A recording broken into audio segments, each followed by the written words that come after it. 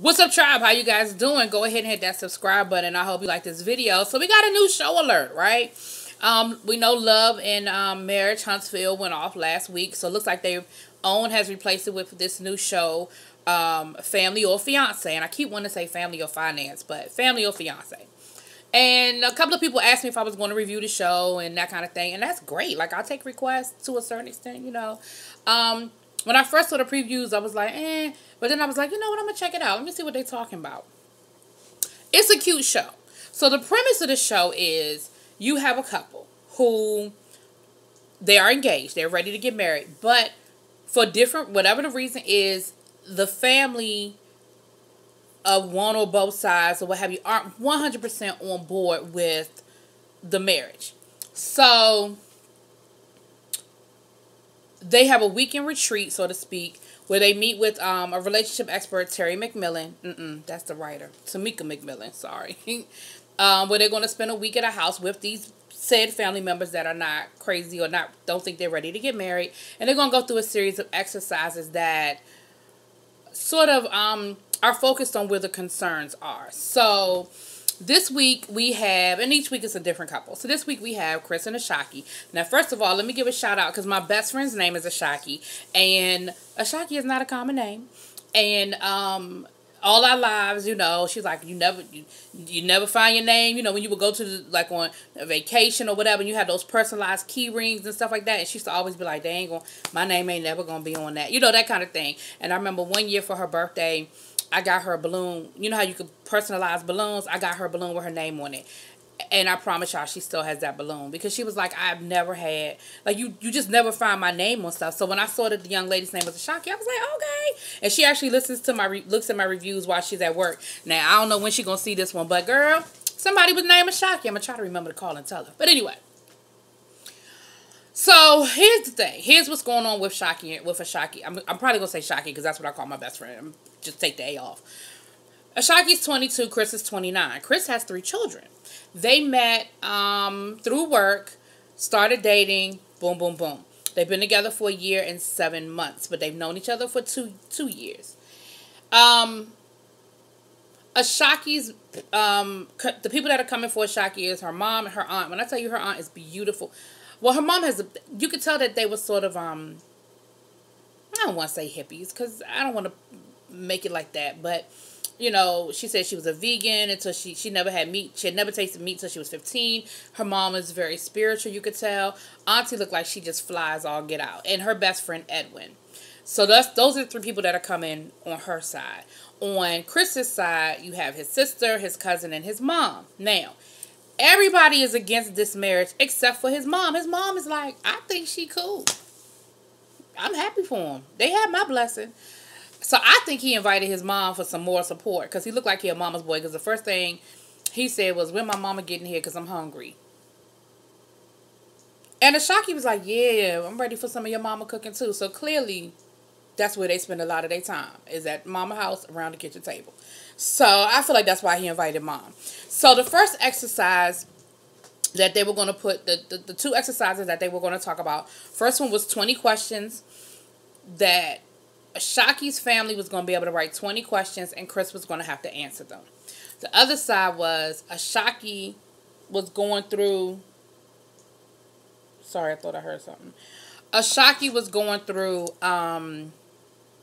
their concern, because part of the concern is about her becoming an instant stepmom. She's 22 and she basically will become an instant stepmom to 3 children, 11, 9, and 4, I believe it was. And so that was a concern. So they were going to ask her a series of questions about babies and being a mom and being a stepmom and that kind of thing. Now, some of the questions that they asked her I thought were a little ridiculous. Like the first question was, you find out you're pregnant, but Chris isn't ready for baby number 4. What do you do? She was like, what you mean what I do? If it's his baby, she was like, he going to have to get ready. Like, what you mean what I'm going to do? You know, and then, you know, it was other questions about you want to go. Because it sounds like she's still in college or something to that effect.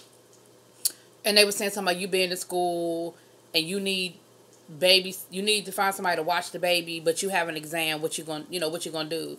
And she was like, I'm gonna call and ask my mama. Like, you know, like, so to me, some of the questions were stuff that all parents deal with, all, young parents would deal with. I mean, my sister's not a young parent, and she still deals with those issues of, and she's not a single parent. She's not married to the father of her son, but they're together. They live together. They're a couple, and they still have issues where they have to call, can you do this? Can you, there have been times when he's gotten sick at school and she's had to call my parents or call me. There have been just different things. Like, that's just what happens. And my sister's not a young parent, So things happen. But, okay, they went through their little exercise. The shit got started with the 20 questions with Chris. Now, let me rewind for a quick second. So when everybody first got there, they sort of went around the room and they said, well, what are your concerns? So Chris's sister's concern was that they were just too young with the 3 kids. That was just a lot to ask. She was like, she's worried about her nieces and nephews getting attached to Ashaki and then things not working out and that, affecting them. Her mom, and her best friend's thing was, I feel like you have sort of stopped, your ambition isn't as high. Like, you're sort of kind of being content to play the background and you're not pursuing the things that I thought you wanted to pursue. Like, you're not being as ambitious. You're just happy to be in love and be getting married. Auntie and mama were just like, I just think you're too young. Her mother was like, look, your 20s is a time, because I told you her mom was like a flower child, Your 20s is a time to let your magic, fill the earth. And that's when you're supposed to be doing, it's no rush. Now, mind you, she's 22, so I guess she's telling her to y'all date for the next 8 years and y'all figure it out. But I can see what 22 is young. But I mean, people have done it. So anyway, now, where the shits got started was when they got to his cousin / best friend. Cousin said, my concern is, you know how we do. And you still doing what you do. So I'm worried that you are getting into this relationship under false pretenses. Now, that last part I put in my own words. But basically, he alluded to the fact that Chris was cheating on Ashaki. So, of course, the whole room was like, And from that point forward, the shit got off. So, later on that night, they were paying, like I said, they already did the exercise with Ashaki with the kids. Like I said, I thought that was silly. But the 20 questions now. So, the first question they asked, I forgot what it was, but Chris got a little irritated by the first question. Then they got to the second question, and the second question was about, whose eyelashes were those that Ashaki found at your house? Eyelashes? What we talking about eyelashes, right? Come to find out, honey. One night, little Miss Crystal knocked on, I keep saying Crystal. Little Miss Ashaki knocked on Chris's door. He wouldn't let her in the house. Told her, let's go to Waffle House. Went got something to eat.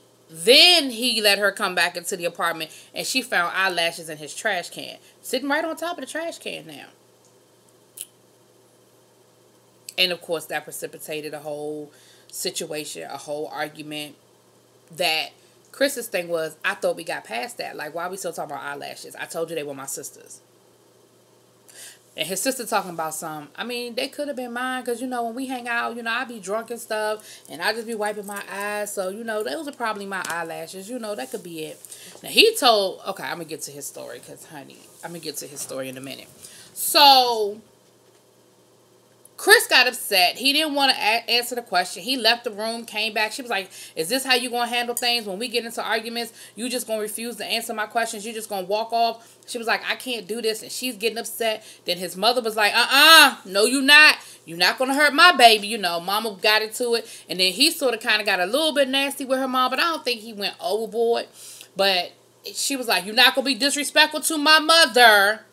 And, like I said, everybody sort of had that little thing in the back of their head, but I think Curtis was his cousin's name, about what Curtis had said, alluded to the cheating thing. So now everybody is on high alert anyway. And Chris had actually had a conversation with Curtis and was like, yo, why you say that, man? And Curtis was like, because, you know what we do?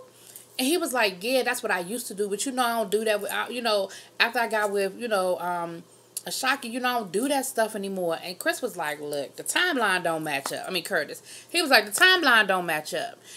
When y'all got together, we were still doing what we do. You said y'all been together for 2 years. He was like, nah, we known each other for 2 years. We ain't been a couple for 2 years. He was like, yeah, I used to do that stuff, but I ain't done that since I've been with her. And his cousin was just like, So Mama got mad. It turned into a big-ass argument. Mama was like, I'm not doing this. She ended up leaving. But she ended up having a conversation with Curtis on the side. She was like, look,